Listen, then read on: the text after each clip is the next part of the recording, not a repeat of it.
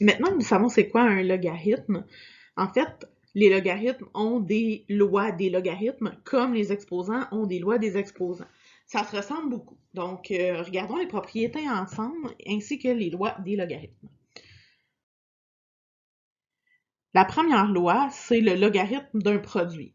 Donc, lorsque j'additionne deux logarithmes de même base, je peux multiplier ces arguments en conservant bien sûr la même base. On va faire des exemples. Donc, si je vous dis log de 8 plus log de 8, donc on se rappelle ici que la base c'est 10, quand il n'y a pas de base c'est 10. Je pourrais dire que c'est log de 8 fois 8, donc log de 64. On va faire un deuxième exemple. Si je vous dis log en base 2 de 4, plus log en base 2 de 3, plus log en base 2 de 7, ici c'est important, toutes mes logs sont en base 2. J'aurais pas pu utiliser cette loi-là si j'avais eu un de mes logs qui n'aurait pas été en base 2.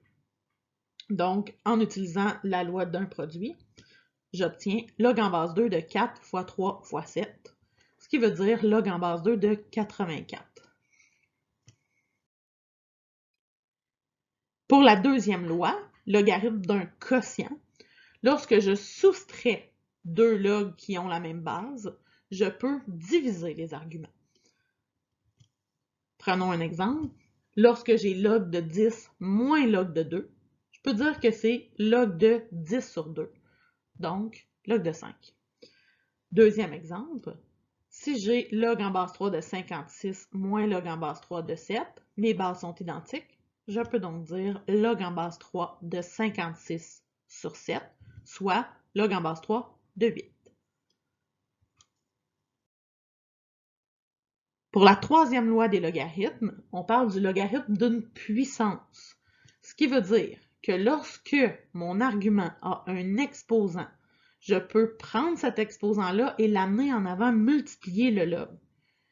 On va faire des exemples pour comprendre. Ce que ça veut dire, c'est si j'ai log de 3 à la 4, je peux prendre mon exposant 4 et le ramener en avant et dire que c'est 4 fois le log de 3. Deuxième exemple, si j'ai log en base 5 de 15 à la 2, je peux dire que c'est 2 fois log en base 5 de 15. Mais là, je ne peux pas juste vous sortir une propriété comme ça, puis ne pas vous montrer d'où ça vient. Hein, parce qu'on ne peut pas utiliser une loi si on ne sait pas ça vient d'où. Tu ne peux pas juste prendre l'exposant, l'amener en avant, puis magie. Là. On n'a pas de magie.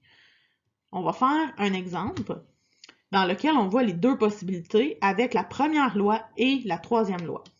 Donc, si je prends log de 8 plus log de 8 plus log de 8, en appliquant le logarithme d'une puissance, ben, tout le monde est d'accord avec moi pour dire que ici, j'ai 3 log de 8. J'ai 3 fois le log de 8. Selon cette troisième loi-là, mon 3 qui multiplie, je peux l'apporter en exposant sur mon argument, donc log de 8 à la 3.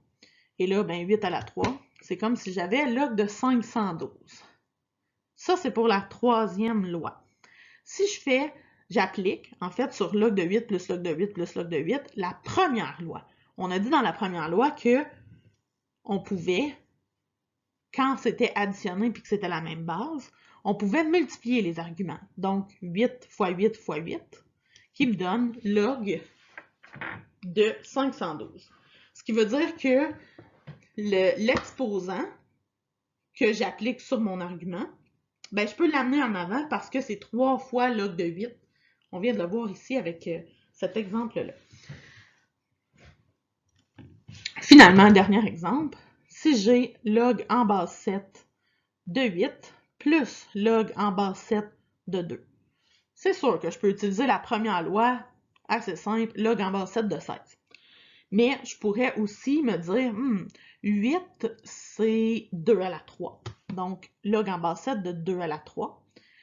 J'ai le droit de prendre mon exposant 3 et de l'amener multiplié devant mon log. Donc, 3 fois log en base 7 de 2, plus une fois log en base 7 de 2.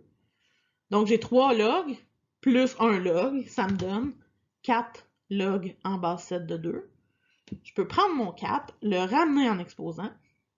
Et là, 4 à la 2, ben, je peux dire que c'est 16. J'en conçois, c'est beaucoup beaucoup plus long, mais quand on va avoir des inconnus, des variables, ça pourrait être utile, cette propriété-là, de l'utiliser dans ce sens-là.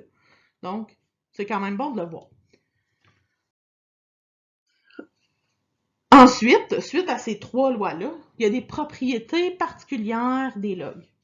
La première, log en base C de 1 est égal à 0. Parce que je cherche C exposant quoi qui est égal à 1. Ben, peu importe le chiffre que je vous donne, le nombre que je vous donne, si je le mets exposant 0, ça me donne 1. Donc, peu importe la base, là c'est vraiment important, C ne peut pas être 0, puis il ne peut pas être 1, puis il ne peut pas être négatif. Mais, peu importe le C que je mets, selon ces restrictions-là, log en base n'importe quoi de 1, ça donne 0. Et log en base C de C, ben je cherche C à la quoi qui donne C. En fait, C à la 1. Fait que quand ma base et mon argument sont identiques, ça donne 1. J'ai créé un petit tableau avec un récapitulatif des lois et des propriétés que vous pouvez trouver en capture d'écran, en image, dans Didacti. Donc, ça va aller mieux pour le mettre dans vos notes.